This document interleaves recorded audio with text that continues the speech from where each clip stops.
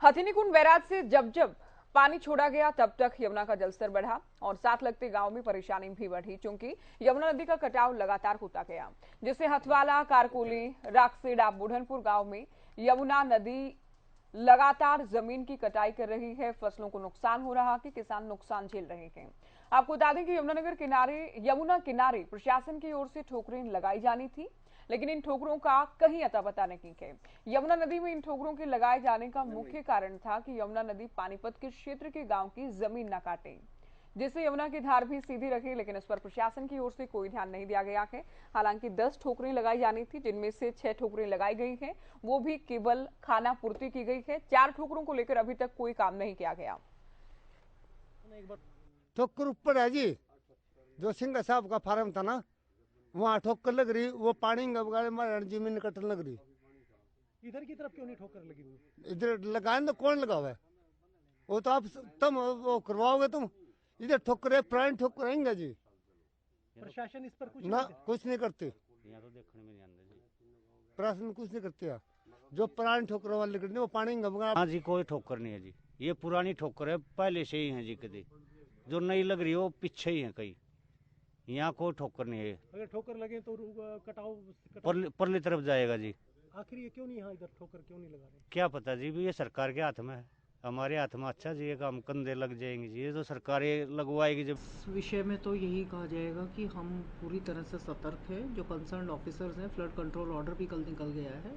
जो officers concern है सबको आदेश दे दिए गए हैं और स्थिति पर नज़र रखी जा रही है। किसी भी तरह की इमरजेंसी के लिए पूरी तैयारी है और अगर ज़रूरत पड़ी तो प्रशासन इसमें बिल्कुल कोई कसर हम लोग नहीं रखेंगे।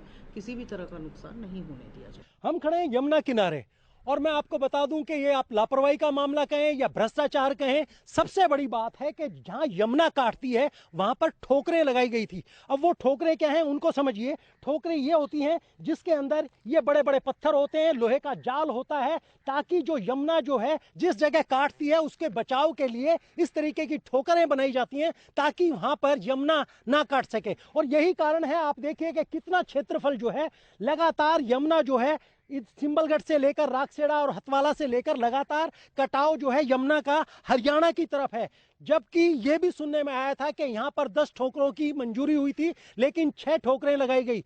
4 क्यों नहीं लगी, यह अपने आप में बहुत बड़ा प्रश्न है। और जो वो 4-6 ठोकरें थी उनके बारे में भी ये बताया गया है कि उनकी भी रिपेयर करवा के खाना पूर्ति की गई है। क्योंकि इस मामले को लेकर हमने यहाँ के सरपंच जयप्रकाश, जो राखसेड़ा के सरपंच हैं, हम उनसे बात करेंगे कि किस तरीके का देख रहे हैं कि किस तरीके का कटाव है।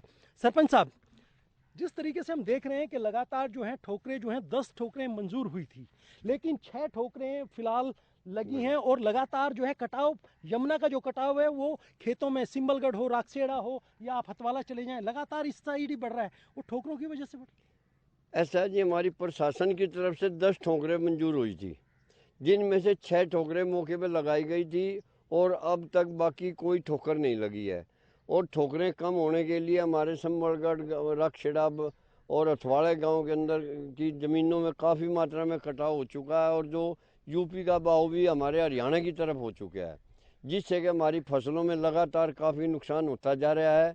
और कई बार हमने प्रशासन को भी अवगत कराया, इसके बारे में कोई भी ऐसा ध्यान नहीं दिया गया। ऐसा आखिर क्यों है सरपंच साहब के लगातार जो है कटाव भी इन जमीन अपनी हरियाणा की तरफ चल रहा है और ठोकरें मैं देख रहा हूँ सिर्फ ये एक ठोकर बची है ले दे के, बाकी किसी भी ठोकर का पता नहीं है। जबकि इसके लिए बजट भी आया था, यमुना स्वच्छ अभियान की तरफ सेंट्रल गवर्नमेंट की तरफ से भी एक बजट आया था, आखिर उसमें काम क्यों नहीं हो पाया?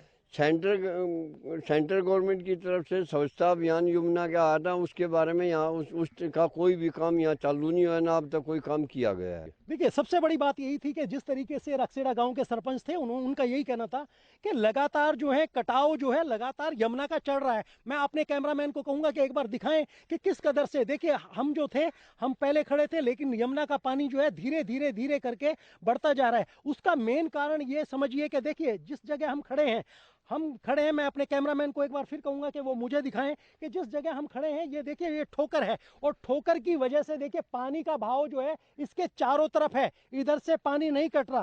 कारण ये है कि लोहे के जाल के द्वारा बड़े बड़े पत्थर इसके अंदर शामिल होते हैं, जिससे यमुना का कटाव जो है रह जाता है, यमुना काट नहीं पाती और यमुना की धार सीधी रहती है। लेकिन जिस तरीके से 10 ठोकरों की प्रशासन की मंजूरी थी वो क्यों नहीं लगी, 6 ठोकरों के बारे में बताया जा रहा है। यहां तक लोगों का कहना है कि इन ठोकरों पे सिर्फ खाना पूर्ति की गई है, काम नहीं किया गया। इसी वजह से हरियाणा की तरफ जो यमुना बढ़ती है वो लगातार जमीन भी काट रही है और फसलों को नुकसान कर रही है।